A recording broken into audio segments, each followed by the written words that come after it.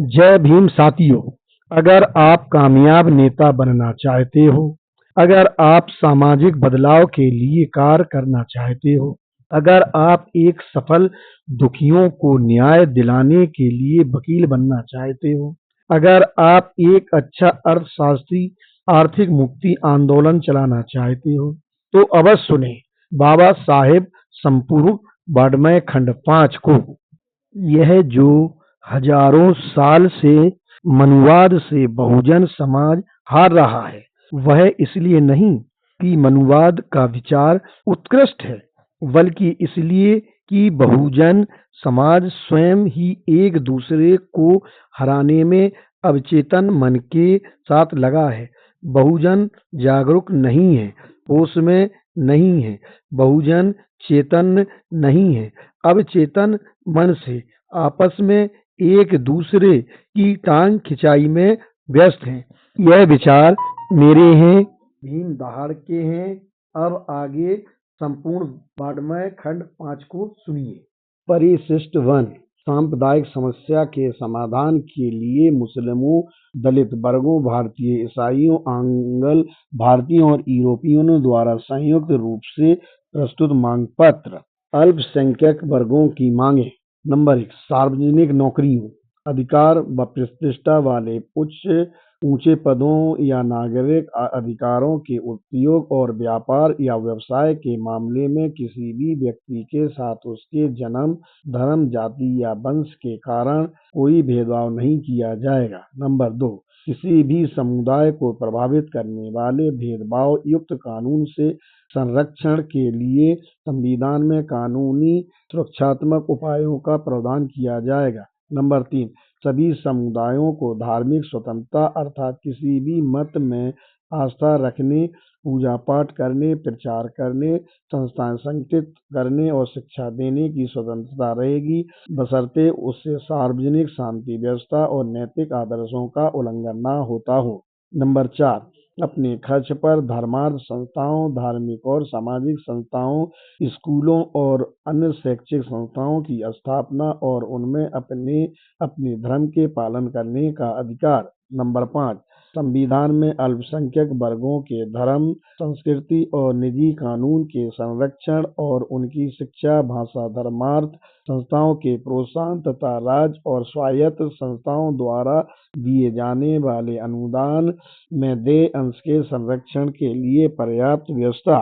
Number 6, प्रत्येक ऐसे कार्य को कानून के तहत दंडनीय अपराध घोषित करना जिसके करने या चूक होने से नागरिक अधिकारों का सभी नागरिकों के द्वारा उपयोग करने में बाधा पहुंचती हो और इन अधिकारों का सभी नागरिकों के द्वारा उपयोग सुनिश्चित किया जाना। नंबर 7, केंद्रीय सरकार और प्रांतीय सरकारों के मंत्रिमंडल के गठन में यथासंभव मुस्लिम समुदाय और पर्याप्त जनसंख्या वाले अन्य अल्पसंख्यक वर्ग के प्रतिनिधियों को समझौते के द्वारा शामिल किया जाना।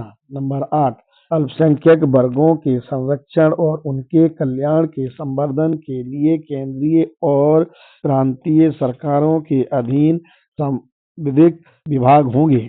नंबर 9, सभी समुदायों को जिन्हें इस समय किसी भी विधानमंडल में नामजदगी या चुनाव के आधार पर प्रतिनिधित्व प्राप्त है, सभी विधानमंडलों में पृथक चुनावों के आधार पर प्रतिनिधित्व और अल्पसंख्यक वर्गों के प्रतिनिधित्व का अनुपात संलग्न अनुबंध में निर्दिष्ट अनुपात से कम नहीं होगा और यदि कोई बहुसंख्यक वर्ग का है तो उसे घटाकर अल्पसंख्यक के समान नहीं माना जाएगा।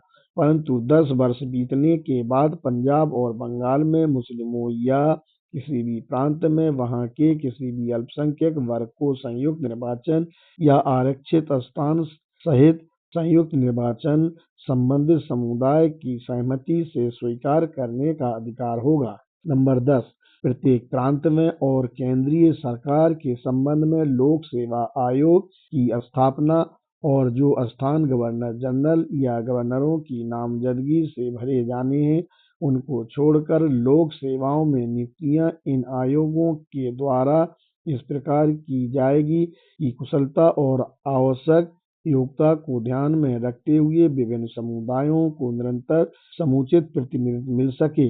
इस सिद्धांत के कार्यान्वयन के लिए गवर्नर जनरल और गवर्नरों को नियुक्तियों से संबंधित अनुदेश पत्र में और इस प्रयोजन के लिए सेवाओं के गठन की सांविधिक समीक्षा करने के लिए अनुदेश दिए जाएंगे।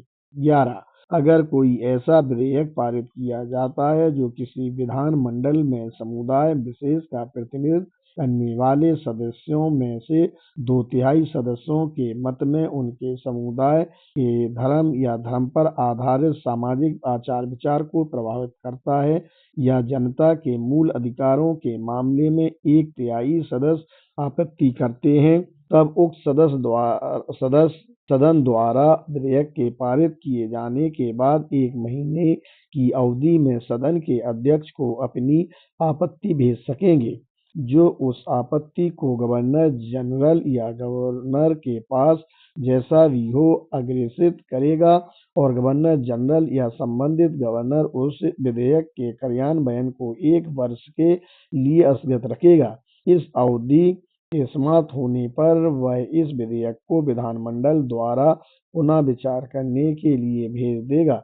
जब ऐसे विधेयक पर विधानमंडल द्वारा विचार हो जाए और संबंधित विधानमंडल उस विधेयक को संशोधित या परिशोधित करना अस्वीकार कर दे जिससे कि आपत्ति दूर हो सके, तब गवर्नर जनरल या गवर्नर जैसा भी हो अपने विवेक के आधार पर उसे स्वीकृत कर सकेगा या स्वीकृति देने से मना कर सकेगा, बशर्ते इस विधेयक को संबंधित समुदाय के 2 सदस्यों द्वारा सर्वोच्च न्यायालय में इस आधार पर चुनौती न दे दी जाए कि यह विधेयक उनके मूल अधिकारों में से किसी एक का उल्लंघन करता है।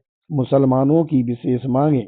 1. सीमाओं की सुरक्षा की विशिष्ट आवश्यकताओं को उचित रूप में ध्यान में रखते हुए उत्तर पश्चिम सीमा प्रांत को अन्य प्रांतों के स्तर की तरह गवर्नर के प्रांत के रूप में गठित किया जाए। प्रांतीय विधान के गठन में नामजद सदस्यों की संख्या कुल संख्या के 10% से अधिक नहीं होगी। नंबर 2. बम्बई प्रेसिडेंसी से सिंध अलग किया जाए और इसे ब्रिटिश भारत में अन्य प्रांतों की तरह उसी स्तर का गवर्नर का प्रांत बनाया जाए। नंबर 3.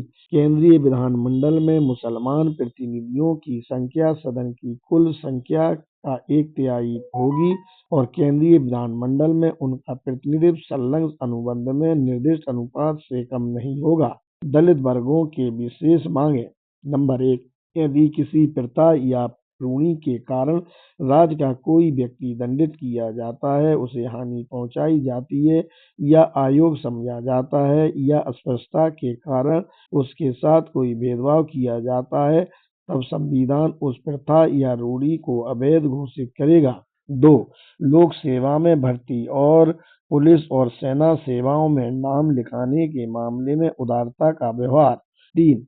पंजाब में दलित वर्गों को पंजाब भूमि हस्तांतरण अधिनियम का लाभ जिसके अधीन वे आते हैं।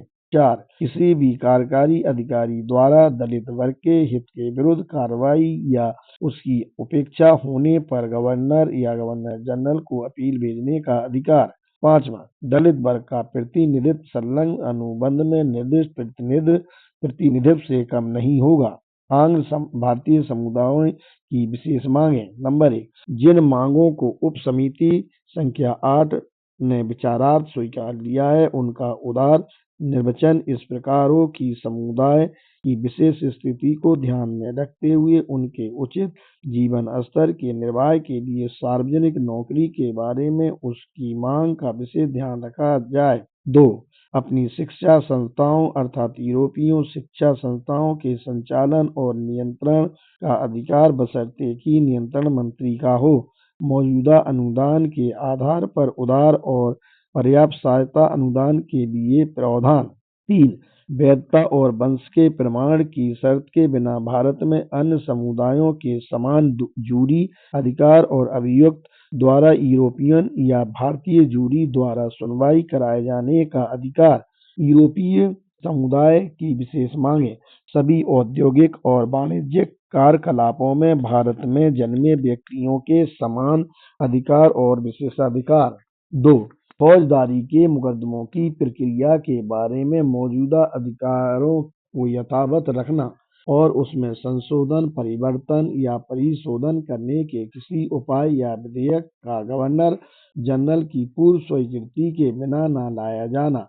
सहमति। माननीय आगा खां मुस्लिम, डॉक्टर अंबेडकर दलित वर्ग, राव बहादुर पन्नीर सेल्वम भारतीय ईसाई, माननीय हेनरी गिडने आंग्ल भारतीय, माननीय ह्यूबर्ट कार यूरोपियन। परिशिष्ट फर्स्ट का व्याख्यात्मक ज्ञापन। 1. विभिन्न समुदायों के प्रतिनिधित्व के प्रस्तावित ब्यौरे पर हिंदुओं या सिखों की सहमति नहीं है, लेकिन केंद्रीय विधानमंडल में पूर्ण प्रतिनिधित्व के बारे में सिखों की पूर्ण प्रतिनिधित्व की मांग का प्रावधान किया गया है। 2. विभिन्न समुदायों के लिए स्थानों का प्रस्तावित वितरण संपूर्ण योजना का प्रतीक है और विस्तृत प्रस्तावों को एक दूसरे से अलग नहीं किया जा सकता। 3. स्थानों का वितरण इस सिद्धांत के आधार पर है कि बहुसंख्यक समुदाय को घटाकर किसी भी परिस्थिति में अल्पसंख्यक या किसी के समान नहीं बनाया जाएगा। 4. वाणिज्य, जमींदारों, उद्योग, श्रम आदि के लिए कोई प्रतिनिधित्व नहीं दिया गया है। यह अनुमान कर लिया गया कि ये स्थान अंततः समुदाय आश्रित हैं और जो समुदाय इन हितों के लिए विशेष प्रतिनिधित्व चाहते हैं वे अपने कोटे में से इसके लिए हम व्यवस्था कर सकते हैं। 5. केंद्रीय विधानमंडल में 33.1/2% प्रतिनिधित्व की व्यवस्था इस अनुमान पर आश्रित है कि 26% ब्रिटिश भारत से और कम 7% समझौता कर भारतीय राज्यों के लिए निर्धारित कोटे में से होगा। 6. पंजाब में मुस्लिमों, सवर्ण हिंदुओं और दलित वर्गों से यह अनुरोध करने से कि वह अपने अपने कुछ स्थान छोड़ दें, जिससे सिखों को 54% का अनुपात मिल जाएगा और इससे उन्हें विधानमंडल में 20% स्थान दिया जाए। 7. ये प्रस्ताव 115 मिलियन लोगों अर्थात भारत की 40% जनता के द्वारा स्वीकार योग्य समझे जाएं। परिशिष्ट सेकंड। विशेष प्रतिनिधित्व के लिए दलित वर्गों की मांगों के संबंध में डॉक्टर भीमराव अंबेडकर और राव बहादुर आर श्रीनिवासन का पूरा ज्ञापन। स्वायत्त शासी भारत के लिए संविधान में दलित वर्गों की सुरक्षा के लिए राजनीतिक उपायों के प्रश्न पर पिछले वर्ष हमने जो ज्ञापन दिया था और जो proceedings of the minorities sub committee के मुद्रित खंड में परिशिष्ट थर्ड के रूप में दिया गया है, इसमें हमने यह मांग की थी कि इन उपायों में से एक उपाय दलित वर्गों के लिए विशेष प्रतिनिधित्व होना चाहिए, लेकिन तब हमने विशेष प्रतिनिधित्व की जिसे हमने उनके लिए आवश्यक समझौता ब्यौरे नहीं निश्चित किए थे।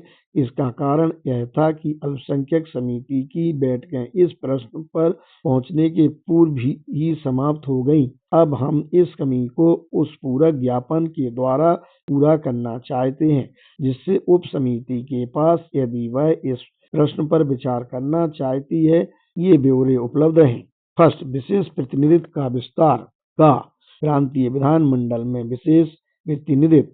नंबर 1, बंगाल, मध्य प्रांत, असम, बिहार और उड़ीसा, पंजाब और संयुक्त प्रांतों में दलित वर्गों का प्रतिनिधित्व साइमन कमीशन और इंडियन सेंट्रल कमेटी के द्वारा अनुमोदित जनसंख्या के आधार पर उसके अनुपात में होगा। 2, मद्रास में दलित वर्गों का प्रतिनिधित्व 22% होगा। 3, बम्बई में 1, यदि सिंध बम्बई प्रेसिडेंसी का भाग बना रहता है तब दलित वर्गों का प्रतिनिधित्व 16% होगा। 2, यदि सिंध बम्बई प्रेसिडेंसी से अलग कर दिया जाता है तब दलित वर्गों का प्रतिनिधित्व वही होगा जो प्रेसिडेंसी के मुसलमानों का है, क्योंकि दोनों जनसंख्या की दृष्टि से समान हैं। हाँ, संघीय विधानमंडल में विशेष प्रतिनिधित्व। संघीय विधानमंडल के दोनों सदनों में दलित वर्गों को भारत में उनकी जनसंख्या के अनुपात के अनुसार प्रतिनिधित्व प्राप्त होगा। आरक्षण। हमने विधानमंडलों में प्रतिनिधित्व का यह अनुपात निम्नलिखित अनुमानों के आधार पर यह निश्चित किया है। हमने यह अनुमान दिया है कि साइमन कमीशन खंड 1 40 और इंडियन सेंट्रल कमेटी रिपोर्ट पृष्ठ 44 ने दलित वर्गों की जनसंख्या के जो आंकड़े दिए हैं वे स्थानों के वितरण के लिए पर्याप्त सही आंकड़ों के रूप में स्वीकार किए जाएंगे। 2. हमारा अनुमान है कि संघीय विधानमंडल में सारे भारत की जनता के प्रतिनिधि होंगे और तब गवर्नर के प्रांतों के साथ साथ भारतीय राज्यों, केंद्र शासित क्षेत्रों और अपवर्जित क्षेत्रों में रहने वाले दलित वर्गों के लोगों की संख्या संघीय विधान में दलित वर्गों के प्रतिनिधित्व की सीमा निर्धारित करते समय उचित रूप से अतिरिक्त समझी जाएगी। 3. हमारा अनुमान है कि ब्रिटिश भारत के प्रांतों का जो प्रशासनिक क्षेत्र है वह आगे भी यथावत रहेगा, लेकिन जनसंख्या के आंकड़ों के संबंध में अगर इन अनुमानों को चुनौती आती है, जैसा कि कुछ नियत स्वार्थ वाले पक्षों ने धमकी दी है, और अगर नई जनगणना में जिस पर दलित वर्गों का कोई नियंत्रण नहीं है और इस आधार पर दलित वर्ग की जनसंख्या का अनुपात कम दिखाया जाता है, या अगर प्रांतों के प्रशासनिक क्षेत्रों में परिवर्तन किया जाता है जिसके कारण जनसंख्या का मौजूदा संतुलन बिगड़ जाता है, तब अपने प्रतिनिधित्व के अनुपात को संशोधित करने और अधिक अनुपात की मांग करने के लिए दलित वर्गों का अधिकार सुरक्षित रहेगा। इसी प्रकार अगर ऑल इंडिया फेडरेशन स्थापित नहीं होता है, तब वह संघीय विधानमंडल में अपने प्रतिनिधित्व के अनुपात में पुनः समायोजन करने के बारे में सहमत होंगे। सेकंड, प्रतिनिधित्व की प्रक्रिया। 1. दलित वर्गों को प्रांतीय और केंद्रीय विधानमंडलों के लिए अपने प्रतिनिधि अपने वोटरों के पृथक निर्वाचन क्षेत्रों के द्वारा चुनने का अधिकार होगा। संघीय या केंद्रीय विधानमंडल के उच्च सदन में उनके प्रतिनिधित्व के बारे में यदि निर्णय होता है कि इसके लिए प्रांतीय विधानमंडलों से अप्रत्यक्ष चुनाव हो, तब दलित वर्ग जहां तक उच्च सदन में उनके प्रतिनिधित्व का प्रश्न है, पृथक निर्वाचन क्षेत्र के अपने अधिकार को छोड़ने पर सहमत होगा, बशर्ते किसी भी अनुपातिक प्रतिनिधि प्रणाली में उनकी सीटों के कोटा को सुरक्षित रखने के प्रबंध किए जाएं। 2. दलित वर्गों के लिए पृथक निर्वाचन क्षेत्र के स्थान पर संयुक्त निर्वाचन क्षेत्र और आरक्षित स्थान की प्रणाली शुरू नहीं की जा सकेगी, सिवाय इसके निम्नलिखित शर्तें पूरी कर दी गई हों। का संबंधित विधानमंडल में दलित वर्गों के बहुसंख्यक प्रतिनिधियों की मांग पर जनमत संग्रह हो और जिसके परिणाम स्वरूप मतदान करने के योग्य दलित वर्ग के सदस्यों का पूर्ण बहुमत हो जाए। 20 वर्ष तक और जब तक संपूर्ण वयस्क मताधिकार न प्राप्त हो जाए तब तक ऐसे किसी जनमत संग्रह की प्रक्रिया नहीं अपनाई जाएगी। थर्ड, दलित वर्ग को परिभाषित करने की आवश्यकता। चूंकि प्रांतीय विधानमंडलों में ऐसे लोग दलित वर्गों का प्रतिनिधित्व करने के लिए नामजद किए गए जो दलित वर्गों के नहीं थे, और ऐसे दृष्टांतों की कमी नहीं है जिन्होंने अपने को दलित वर्गों के प्रतिनिधि के रूप में नामजद करा लिया है। अतः दलित वर्गों के प्रतिनिधित्व का अंधाधुंध दुरुपयोग हुआ है। यह दुरुपयोग इस कारण हुआ कि हालांकि गवर्नर को दलित वर्गों का प्रतिनिधित्व करने के लिए व्यक्तियों को नामजद करने का अधिकार दिया गया, उनसे यह अपेक्षा नहीं की गई थी कि वह उन्हीं व्यक्तियों को नामजद करे जो दलित वर्गों के हों। चूंकि नए संविधान के अधीन नामजदगी के स्थान पर चुनाव हुआ करेगा, अतः इस प्रकार के दुरुपयोग की कोई गुंजाइश नहीं रह जाती है। लेकिन यह सुनिश्चित करने के लिए कि विशेष प्रतिनिधित्व के प्रयोजन को विफल करने की कोई गुंजाइश न रहे, हम यह चाहते हैं कि 1. दलित वर्गों का अधिकार सिर्फ अपने लिए पृथक निर्वाचन का ही न रहे, बल्कि उनका अधिकार अपने लोगों के द्वारा प्रतिनिधित्व किया जाना भी रहे। 2. प्रत्येक प्रांत में दलित वर्ग का आश्रय ऐसे व्यक्ति से रहे जो ऐसे समुदाय का है जो अस्पृश्यता जैसी प्रथा से ग्रस्त है और जिसका नाम चुनाव के प्रायोजन के लिए बनाई गई अनुसूची में उल्लिखित है। 4. संज्ञा। इस प्रश्न के इस भाग पर विचार करते समय हम यह उल्लेख करना चाहते हैं कि दलित वर्ग की मौजूदा संज्ञा के बारे में दलित वर्ग के सदस्यों द्वारा आपत्ति की गई है और उन्होंने तथा इस वर्ग से बाहर के व्यक्तियों ने जिन्हें दलित वर्गों में रुचि रही है, इस बारे में विचार किया है। यह संज्ञा अप्रतिष्ठाकारी और तिरस्कारपूर्ण है। नए संविधान को तैयार करते समय इस अवसर का लाभ मौजूदा संज्ञा को बदलने के लिए किया जाए। हमारा विचार है कि इनको दलित वर्ग के बजाय अवर्ण हिंदू, सुधारवादी हिंदू या अनुदार हिंदू के नाम से पुकारा जाना चाहिए। किसी विशेष संज्ञा के बारे में जोर देने के लिए हमारे पास कोई अधिकार नहीं है। हम उनको सिर्फ सुझाव दे सकते हैं और हमारा विश्वास है कि यदि दलित वर्गों को इस बारे में ठीक ढंग से समझा दिया जाए, तब वे ऐसी संज्ञा को स्वीकार करने में कोई आपत्ति नहीं करेंगे जो उनके लिए सबसे अधिक उचित होगी। इस ज्ञापन में उल्लिखित मांगों का समर्थन करते हुए हमें सारे भारत के दलित वर्गों से बड़ी संख्या में तार प्राप्त हुए हैं। अध्याय 11 भारतीय संवैधानिक सुधार विषयक संयुक्त समिति के समक्ष लिया गया साक्ष्य। डॉक्टर भीमराव अंबेडकर द्वारा परिरीक्षित साक्षीगण।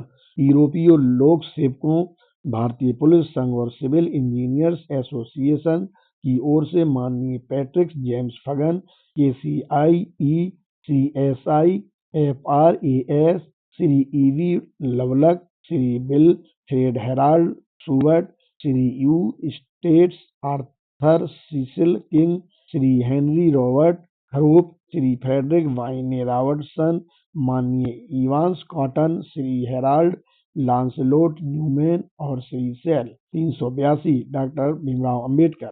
कुछ ही देर पहले आपने कहा था कि भारतीय प्रेस और भारत के राजनीतिज्ञों का रवैया भारतीय पुलिस सेवा के प्रति बहुत ज्यादा विरोधी है। माननीय PJ फगन। हाँ। 383 डॉक्टर भीमराव अंबेडकर। मैं माननीय रोनाल्ड क्रेडॉक द्वारा लिखित कार्यव्रत में से एक छोटा सा उद्धरण आपको पढ़कर सुनाना चाहूंगा, जो ली आयोग रिपोर्ट पृष्ठ 132 पैरा 10 में नीचे से कुछ पंक्तियों से पहले लगा है। मैं जिस पैरा की ओर आपका ध्यान आकर्षित करना चाहता हूं वह यह है, जिन लोगों ने हमारे समक्ष साक्ष्य दिया है उनमें से अनेक का यह विश्वास है कि नए विधानमंडलों द्वारा समय समय पर प्रदर्शित विरोध पूर्णतः इस तथ्य की वजह से पैदा हुआ है कि अखिल भारतीय सेवाओं के सदस्य उन पर बाहर से थोपे जाते हैं और इन सेवाओं के लिए नई भर्ती इन नियत स्वार्थों को अनिश्चित काल तक बढ़ाती रहेगी। किंतु एक बार हस्तांतरित क्षेत्र में नियंत्रण भारत मंत्री, भारत सरकार या स्थानीय शासन के हाथ में चला जाए तो सारा विद्वेष और शत्रुता विलुप्त हो जाएगी। मैं जानना चाहता हूं, क्या आप इस कथन से सहमत हैं? माननीय PJ फगन। नहीं, मैं नहीं समझता ऐसे पर्याप्त आधार हैं कि इस कथन से सहमत हुआ जा सके। निसंदेह यदि ऐसा हो तो अच्छा होगा। इन संघों के पास इस कथन से सहमत होने के लिए पर्याप्त आधार नहीं है, उनका दृष्टिकोण अचानक बदल जाएगा। 384 डॉक्टर भीमराव अंबेडकर। क्या आप इस तथ्य को नहीं समझते कि आप भारतीय विधानमंडल के नियंत्रण से बाहर रहना चाहते हैं और नई सरकार स्वयं ऐसा कोई काम करेगी जो आपके खिलाफ जनमत खड़ा करने के लिए काफी होगा? श्री WH शूवर्ट महोदय, हम नियंत्रण से बाहर रहना नहीं चाहते, हम केवल यह चाहते हैं कि हमें वर्तमान अधिकार, हमारी पेंशन और हमारी पारिवारिक पेंशन सुरक्षित रखी जाए। हमारी किंचित मात्र अभिलाषा नहीं है कि हम नियंत्रण से बाहर रहें। 385 डॉक्टर भीमराव अंबेडकर। उदाहरण के लिए मान लीजिए आपको उन सब अधिकारों की गारंटी जो इस सम्मेलन में भारतीय सिविल सेवकों के विधि सम्मत अधिकार के रूप में तय कर लिए जाएं, स्थानीय और केंद्रीय विधानमंडलों द्वारा पारित अधिनियमों के अधीन भारतीय विधानमंडलों द्वारा दे दी जाए, तो क्या इससे आपको पर्याप्त संरक्षण मिल जाएगा? माननीय PJ फगन। हम वित्तीय स्थिति के बारे में आशंकित हैं। 386 डॉक्टर भीमराव अंबेडकर। यह दूसरी बात है। भारतीय विधानमंडल आपकी सेवाओं और अन्य विषयों के लिए धन जुटा पाएगा अथवा नहीं, यह एक अलग बात है। माननीय पीजे फगन, ठीक है। 387 डॉक्टर भीमराव अंबेडकर, किंतु आपकी सेवा शर्तों के बारे में से जिस बात पर जोर देना चाहता हूँ वह यह है, मान लीजिए वे भारतीय विधानमंडलों के अधिनियमों, secretary of state in council द्वारा बनाए गए नियमों द्वारा विनियमित किए जाएं, तो आपके विचार में इससे आपको पर्याप्त संरक्षण मिल सकेगा या नहीं? माननीय पीजे फगन, नहीं। श्री W.A. सुबट, ऐसे अधिनियम भावी राष्ट्रवादी सरकारों द्वारा रद्द किए जा सकते हैं। 388 डॉक्टर भीमराव अंबेडकर, मान लीजिए ऐसा उपबंध कर दिया जाए कि कोई अधिनियम अकस्मात निरस्त नहीं होगा। माननीय पीजे फगन, मेरे विचार में यह कह सकता हूँ कि संघ इसे निश्चय ही पर्याप्त संरक्षण नहीं मानेंगे।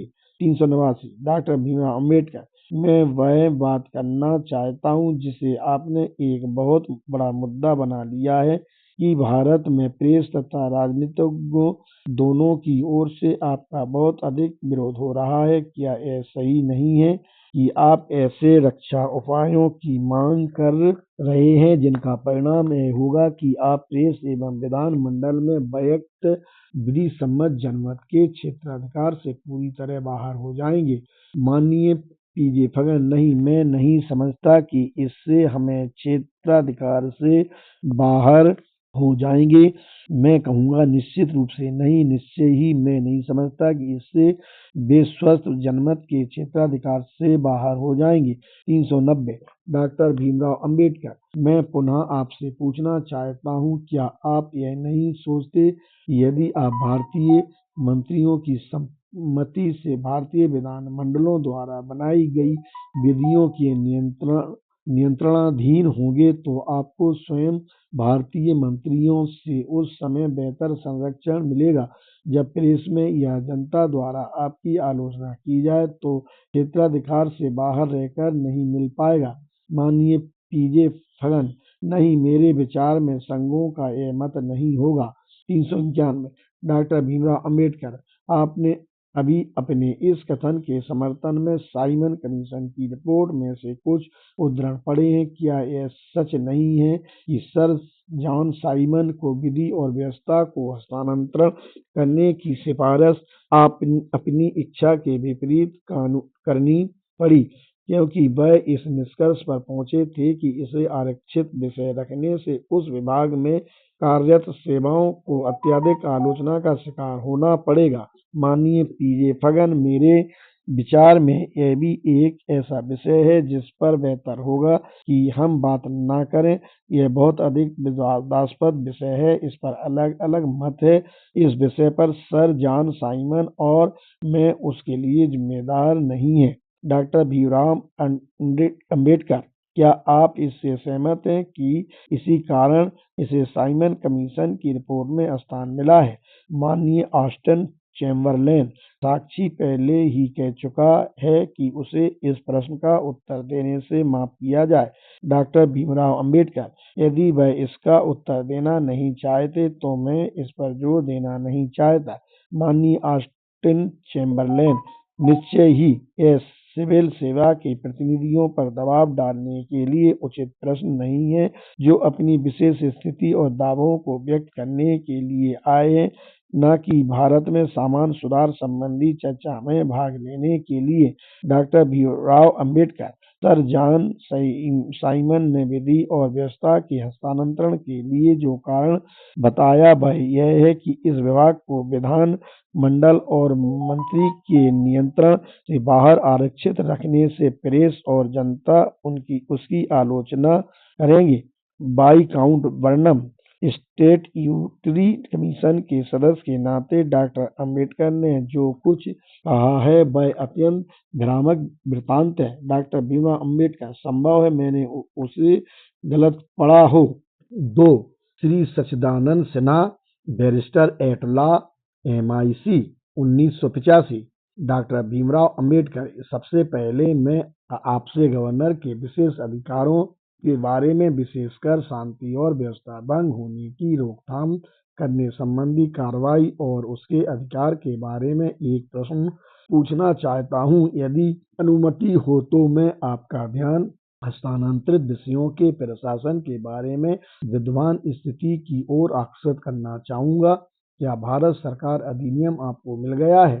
श्री सच्चिदानंद सिन्हा, हाँ। 1986। डॉक्टर भीमराव अंबेडकर, क्या आप भारत सरकार अधिनियम की धारा 52 को देखेंगे? श्री सच्चिदानंद सिन्हा, हाँ। डॉक्टर भीमराव अंबेडकर, मैं आपके सामने भारत सरकार अधिनियम की धारा 45 का हवाला देना नहीं चाहता। इसमें हस्तांतरित और आरक्षित विषयों के वर्गीकरण का उपबंध किया गया है, यह हम जानते हैं। मैं केवल नियंत्रण के प्रश्न पर बात कर रहा हूँ। यदि आप धारा 52 को देखें, जो उपधारा 1 के अनुसार प्रांत का गवर्नर अधिसूचना द्वारा उन लोगों को मंत्री नियुक्त कर सकता है जो उसकी कार्य परिषद के सदस्य नहीं है, आदि आदि। श्री सच्चिदानंद सिन्हा, जी हाँ। 1988। डॉक्टर भीमराव अंबेडकर, इसके बाद हम उपधारा 3 पर आते हैं। इसमें लिखा है, हस्तांतरित विषयों के बारे में गवर्नर अपने मंत्रियों की सलाह से काम करेगा जब तक कि उसे उनकी राय से भिन्न राय रखने का कोई पर्याप्त कारण दिखाई न दे। उस स्थिति में वह उस सलाह से अलग कार्रवाई किए जाने की अपेक्षा कर सकता है। श्री सच्चिदानंद सिन्हा, जी हाँ। 1989। डॉक्टर भीमराव अंबेडकर, मैं आपका ध्यान जिस बात की ओर आकर्षित करना चाहता हूँ वह यह कि इस धारा का यह आशय नहीं है कि जहाँ कहीं गवर्नर समझे कि शांति और व्यवस्था संकट में वहाँ यह अपने मंत्रियों की राय को अस्वीकार करेगा। श्री सच्चिदानंद सिन्हा, जी नहीं। 1990। डॉक्टर भीमराव अंबेडकर, इस धारा में विशिष्ट उपबंध नहीं किया गया जैसा कि अब श्वेत पत्र में किया गया है। श्री सच्चिदानंद सिन्हा, नहीं, ऐसा ही है। 1991। डॉक्टर भीमराव अंबेडकर, आप इंस्ट्रूमेंट ऑफ इंस्ट्रक्शंस देखें जो गवर्नर को जारी किया गया है, जिसमें बताया गया है किन किन स्थितियों में उसे मंत्रियों की सलाह के अनुसार कार्रवाई करनी चाहिए। श्री सच्चिदानंद सिन्हा, मेरे पास यहाँ पर उसकी प्रति नहीं है। 1992। डॉक्टर भीमराव अंबेडकर, आप उस पुस्तक के पृष्ठ 269 पर देख सकते हैं।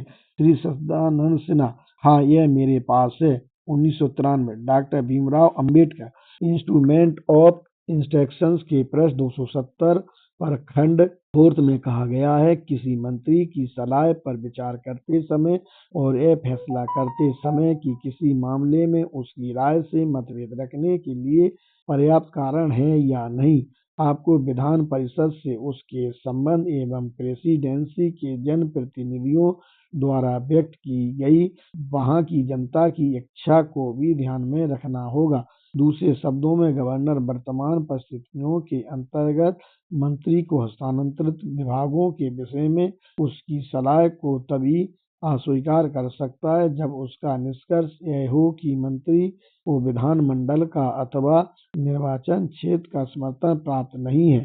श्री सच्चिदानंद सिन्हा, मैं मानता हूँ ऐसा है। 1994। डॉक्टर भीमराव अंबेडकर, अस्पष्टता की दृष्टि से यदि अनुमति हो तो मैं यह कहना चाहूँगा, हस्तांतरित विभागों का प्रशासन करने की वर्तमान प्रणाली के अंतर्गत गवर्नर को शांति और सौहार्द व्यवस्था कायम रखने के लिए विशेष निषेधाधिकार नीटो प्राप्त नहीं है, जो अधिकार गवर्नर को खंड का के अधीन दिया गया है। श्री सच्चिदानंद सिन्हा, ऐसा ही है। 1995। डॉक्टर भीमराव अंबेडकर, इस तथ्य को ध्यान में रखते हुए कि आज विधि और व्यवस्था विभाग एक आरक्षित विषय, वह निसंदेह इस विभाग के क्षेत्र के अंतर्गत अपनी इच्छानुसार कोई भी कार्रवाई कर सकता है। श्री सच्चिदानंद सिन्हा, हाँ। 1996। डॉक्टर भीमराव अंबेडकर, किंतु वह मंत्री के पास जाकर यह नहीं कह सकता, हालांकि आप हस्तांतरित विभाग से संबंध है, मैं आपकी सलाह स्वीकार नहीं करूंगा, क्योंकि जो कार्रवाई आप करना चाहते हैं वह शांति और व्यवस्था के लिए घातक होगी। श्री सच्चिदानंद सिन्हा, जी नहीं। 1997। डॉक्टर भीमराव अंबेडकर, इस प्रकार अंतर्गतवा यह एक प्रतिगामी उपबंध है। श्री सच्चिदानंद सिन्हा, बेशक। 1998। डॉक्टर भीमराव अंबेडकर, आज मंत्री अपने विभाग में जो चाहे कार्रवाई कर सकता है। श्वेत पत्र, मान लें कि श्वेत पत्र पारित हो जाता है कि नई योजना के तहत प्रत्येक विभाग एक हस्तांतरित विभाग होगा। शांति और व्यवस्था कायम रखने के अपने विशेष अधिकार से उत्पन्न गवर्नर का निषेधाधिकार एक विशेष विधि और व्यवस्था विभाग तक सीमित रहने के बजाय हर विभाग तक विस्तारित हो जाएगा। श्री सच्चिदानंद सिन्हा। हाँ, 1999 डॉक्टर भीमराव अंबेडकर उस सीमा तक हर विभाग में उत्तरदायित्व का ह्रास हो जाएगा। हालांकि प्रत्येक विभाग के एक हस्तांतरित विभाग होगा। श्री सच्चिदानंद सिन्हा। ऐसा ही है डॉक्टर भीमराव अंबेडकर। अब मैं सेवाओं के प्रश्न पर आना चाहूंगा। आप परिशिष्ट 7 देखें जिसमें उनका उल्लेख किया गया है। बाई काउंट वर्णम। अध्यक्ष महोदय, व्यवस्था के मुद्दे पर इस बारे में हमें यही स्पष्टीकरण दिया गया था कि प्रांतों के गवर्नरों के वर्तमान और अधिकार क्या हैं, किंतु हमें यह नहीं बताया गया कि उनका उल्लेख कहाँ पर किया गया है। डॉक्टर भीमराव अंबेडकर। मैंने भारत सरकार अधिनियम की धारा 52(1) की ओर ध्यान आकर्षित किया था। वाई काउंट वर्णम। इसके प्राधिकार पर यह स्पष्टीकरण दिया गया है। डॉक्टर भीमराव अंबेडकर। मुझे नहीं मालूम। बाई काउंट वर्णम। यह स्पष्टीकरण देने के लिए आपको किसने प्राधिकृत किया है? 2000 डॉक्टर भीमराव अंबेडकर। अधिनियम के बारे में मेरा यह अपना निर्वचन है और साक्षी से सहमत है। मैं धारा 52 और इंस्ट्रूमेंट ऑफ इंस्ट्रक्शन का हवाला देता हूँ जो अधिनियम की अंग है। अब सेवाओं के प्रश्न के बारे में परिशिष्ट 7 में आप देखेंगे। मैं हर मुद्दे को भी निर्दिष्ट तौर पर हवाला देना नहीं चाहता कि उसमें यह उपबंध किया गया है कि स्टेट इन काउंसिल सेवा शर्तों के वर्गीकरण और विनियमन संबंधी समझ शक्तियां अपने पास रखेगा। श्री सच्चिदानंद सिन्हा। हाँ, 2001 डॉक्टर भीमराव अंबेडकर। मैं अब धारा 96 का उपधारा 2 का उल्लेख करना चाहूंगा। वह इस प्रकार है। Secretary of state in council. Bharat में सिविल सेवाओं का वर्गीकरण, उनकी भर्ती की पद्धतियां, उनकी सेवा शर्तों, वेतन और भत्ते और अनुशासन तथा आचरण को विनियमित करने वाले नियम बना सकेगा तथा आगे ऐसे नियम उस सीमा तक और उन विषयों के बारे में जो विहित किए जाएं नियम बनाने के अधिकार गवर्नर जनरल इन काउंसिल या स्थानीय सरकारों को प्रत्यायोजित कर सकेंगे अथवा लोक सेवाओं को विनियमित करने वाली विधियां बनाने के लिए भारतीय विधानमंडल को अथवा स्थानीय विधानमंडलों को प्राधिकृत कर सकेंगे। श्री सच्चिदानंद सिन्हा। जी हाँ, 2002 डॉक्टर भीमराव अंबेडकर। इस प्रकार भारत सरकार अधिनियम के अधीन आशय यह था कि परिलब्धियों तथा सेवा शर्तों के बारे में नियम बनाने के इस अधिकार को गवर्नर जनरल अथवा भारतीय विधानमंडलों को हस्तांतरित किया जाए। श्री सच्चिदानंद सिन्हा।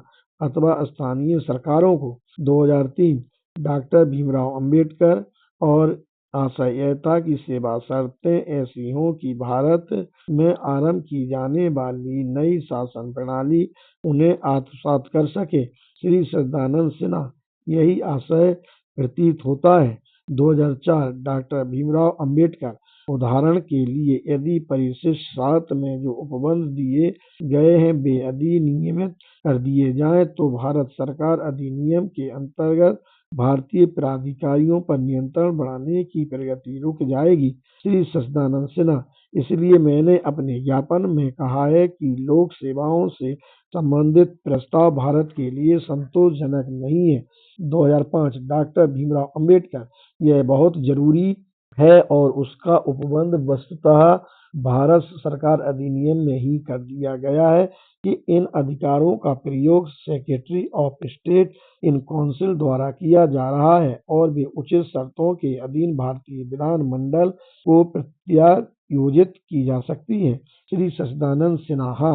2006 डॉक्टर भीमराव अंबेडकर। यदि श्वेत पत्र के प्रस्ताव अधिनियमित कर दिए जाएं तो हस्तांतरण की यह प्रक्रिया रुक जाएगी। श्री सच्चिदानंद सिन्हा। स्पष्ट रूप से। 2007 डॉक्टर भीमराव अंबेडकर। साथ ही सेवाओं के अधिकारों की कुछ भी निर्दिष्ट मदों को लीजिए। उदाहरण के लिए पृष्ठ संख्या 121 पर 14 को लीजिए। गवर्नर की व्यक्तिगत सहमति, औपचारिक निंदा आदि आदि। 15 नियुक्ति के बारे में गवर्नर की व्यक्तिगत सहमति। 16 किसी विशिष्ट वरिष्ठ अधिकारी के किसी आदेश के विरुद्ध गवर्नर से शिकायत करने का अधिकार आदि आदि। अब सेवा शर्तों के रूप में वे अधिकार वास्तव में अंतिम नहीं हैं, वे विकासशील चरण पर हैं, इसीलिए अधिनियमित की गई थी क्योंकि किसी को भी निश्चित रूप से पता नहीं था कि मंत्री की प्रतिक्रिया क्या होगी। श्री सच्चिदानंद सिन्हा। डॉक्टर अंबेडकर, आपका प्रश्न क्या है? 2008। डॉक्टर भीमराव अंबेडकर, मेरा प्रश्न है जो सेवा शर्तें अधिकारित की गई हैं और जिनकी ओर मैंने अपना ध्यान आकर्षित किया है उनमें से कुछ प्रयोग के तौर पर अधिनियमित की गई थी ताकि यह पता चल सके कि जनता का चुना हुआ मंत्री और सिविल सेवा के बीच किए गए इस प्रयोग का अंततः क्या परिणाम होगा। श्री सच्चिदानंद सिन्हा। जी हाँ। 2009। डॉक्टर भीमराव अंबेडकर, यह आशय नहीं था कि उनको अंतिम माना जाए। श्री सच्चिदानंद सिन्हा। नहीं, मैं मानता हूँ। 2010। डॉक्टर भीमराव अंबेडकर, और यदि वे वर्तमान रूप में अधिनियमित कर दिए जाएं तो मैं पुनः कहूँगा कि उत्तरदायी शासन प्रणाली में सिविल सेवा की शर्तों को आप। श्री सच्चिदानंद सिन्हा। जी हाँ। 2011। डॉक्टर भीमराव अंबेडकर, इस केंद्रीय उत्तरदायित्व के बारे में मैं आपसे एक प्रश्न पूछना चाहूँगा। सर हेनरी गिरने के एक प्रश्न के उत्तर में आपने कहा था कि फेडरेशन के उद्घाटन के लिए तारीख नियत किए जाने के लिए आप बहुत उत्सुक हैं। श्री सच्चिदानंद सिन्हा। हाँ। 2012। डॉक्टर भीमराव अंबेडकर, इसके विपरीत जैसा कि आपको विदित है इस बात पर जोर दिया जाता है कि कोई खास तारीख नियत करना असंभव है क्योंकि अनिश्चितता के अनेक तत्व विद्यमान हैं। जैसे हो सकता है देशी राज्य के शासक भी हित समय पर अपनी स्वीकृति न दें, और आप यह भी जानते हैं कि इससे बचने के लिए श्वेत पत्र में कुछ अस्थायी उपबंध अधिनियमित किए गए हैं। क्योंकि इस मुद्दे पर मैं आपकी राय लेने के लिए उत्सुक हूँ, मैं यह सुझाव दे रहा हूँ। मान लीजिए अपेक्षित संख्या में देशी राज्यों के प्रवेश के लंबित रहते हुए केंद्रीय विधानमंडल में अंशतः पदाधिकारियों और अंशतः गैर शासकीय लोगों के एक नामजद दल के साथ तुरंत आरंभ कर दिया जाए ताकि संघ तब तक अधर में न लटका रहे जब तक उसमें अपेक्षित संख्या में देशी राज्य शामिल न हो जाएं। क्या आपको इस प्रकार की पद्धति पर कोई आपत्ति होगी? श्री सच्चिदानंद सिन्हा। मैं इस बारे में बिना सोचे समझे अपनी कोई राय नहीं दे सकता, किंतु इस विषय पर विचार विमर्श किया जा सकता है। यह मुद्दा विचारणीय है। 2013। डॉक्टर भीमराव अंबेडकर, मैं उस मुद्दे को स्पष्ट करवाना चाहता हूँ। मैं यह मान लेता हूँ कि आप इस स्थिति से सहमत नहीं हैं कि केंद्र में उत्तरदायित्व की पूर्व शर्त यह हो कि देशी रियासतों के राजाओं के साथ ब्रिटिश भारत का एक संघ हो। श्री सच्चिदानंद सिन्हा। मैं कोई राय व्यक्त करना नहीं चाहता क्योंकि मेरा मानना है कि श्वेत पत्र में उल्लिखित प्रस्ताव गोलमेज सम्मेलन में तय किए गए थे। 2014। डॉक्टर भीमराव अंबेडकर, मैं जो कहना चाहता हूँ वह यह श्वेत पत्र को छोड़ दें। आप यह नहीं कहते अथवा आप इस बात के लिए राजी नहीं है कि संघ बनने पर ही ब्रिटिश भारत में केंद्रीय सरकार को उत्तरदायी सरकार बना सकते हैं। श्री सच्चिदानंद सिन्हा। नहीं, श्वेत पत्र से अलग हटकर नहीं। श्री बटलर। आगे बढ़ने से पहले अध्यक्ष महोदय, मैं यह कहना चाहूँगा कि हम वर्तमान भारत सरकार अधिनियम के इन प्रश्नोत्तरों में दिए गए निर्वाचनों, विशेषकर उन परिसीमाओं को स्वीकार नहीं कर सकते जो वर्तमान सरकार के अनुदेशों के खंड 4 और वर्तमान भारत शासन अधिनियम की धारा 52 के अधीन निर्धारित की गई है।